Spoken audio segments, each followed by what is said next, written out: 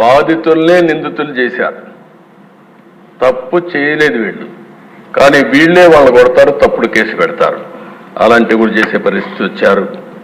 ఇంకొక పక్కన సిబిఐ కూడా పనిచేయలేని పరిస్థితి రాష్ట్రంలో. నేను అడుగుతాను అధ్యక్ష, ఇప్పుడైనా సరే ఢిల్లీకి పోయారు. ఓ కిల్డ్ బాబాయ్, ఇది నా క్వశ్చన్ ఫస్ట్ అనేది. ఇప్పుడు అడుగుతున్నా మళ్ళీ, ఓ కిల్డ్ బాబాయ్ ఎవరు సమాధానం చెప్పారు? విజయ్ కుమార్ రావు గారు, విష్ణుకుమార్ రావు గారు, మీరు చెప్పాలి ఇప్పుడు. దీనికి సమాధానం దొరికే పరిస్థితి నియర్ ఫ్యూచర్లోనే ఉందా అని అడుగుతున్నా.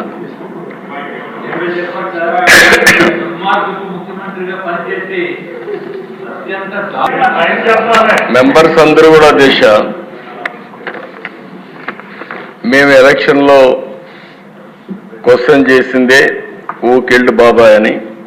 ఇంకా జవాబు రాలేదు, తొందరలో జవాబు కూడా వస్తుంది, దాంట్లో సందేహం లేదు. అధ్యక్ష, ఇది ఒక కేస్ స్టడీ. నేను 40 ఏళ్ళు రాజకీయాల్లో ఉన్నా, 14 ఏళ్ళు సీఎంగా ఉన్నా. నేను చాలామంది ముఖ్యమంత్రులను చూసా.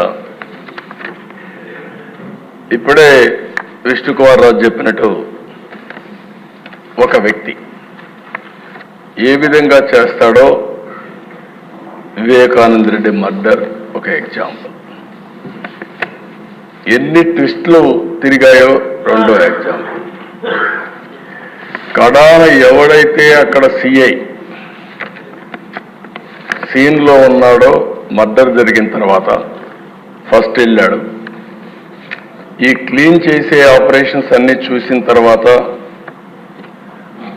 అతను సిబిఐకి ఇన్ఫర్మేషన్ ఇవ్వడానికి సిద్ధపడితే ప్రభుత్వ దుర్వినియోగంతో అతనికి ప్రమోషన్ ఇచ్చి సిఐ నుంచి డిఎస్పీ తిరిగి సిబిఐ పైనే ఆరోపణలు చేసే పరిస్థితికి వచ్చారు.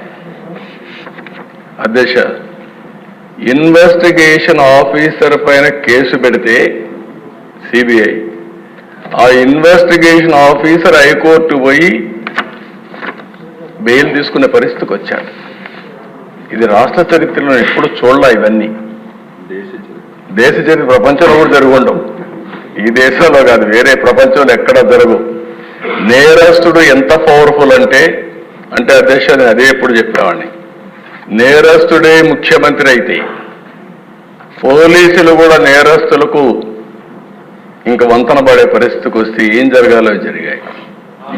అధ్యక్ష, సిబిఐ లాంటి సంస్థ వివేకానంద రెడ్డి మర్డర్లో ఉండే నిందితుడిని అరెస్ట్ చేయడానికి పోయి మేము అరెస్ట్ చేయలేమని తిరిగి వచ్చారంటే కానీ ఇమేజిన్ అధ్యక్ష. తర్వాత కూడా అరెస్ట్ చేయలేదు, ఇప్పటికి కూడా కాదు, బెయిల్ వచ్చే వరకు అరెస్ట్ చేయలేదు. అంటే దీన్ని ఏ విధంగా అభివర్ణించాలనో అర్థం కాని పరిస్థితి. అంటే ఏం చేస్తారో కూడా మనం గుర్తుపెట్టుకోవాల్సిన అవసరం ఉంది అధ్యక్ష. అది అయిన తర్వాత కోడికత్తి డ్రామా చూసాం, గులకరాయి డ్రామా చూసాం. కోడికత్తి డ్రామా పనిచేసింది కానీ గులకరాయి డ్రామా పనిచేయలేదు. అప్పటికి అర్థమైపోయింది ప్రజలకి. అందుకే మొత్తం వన్ సైడ్గా ఓట్లేసే పరిస్థితికి వచ్చారు.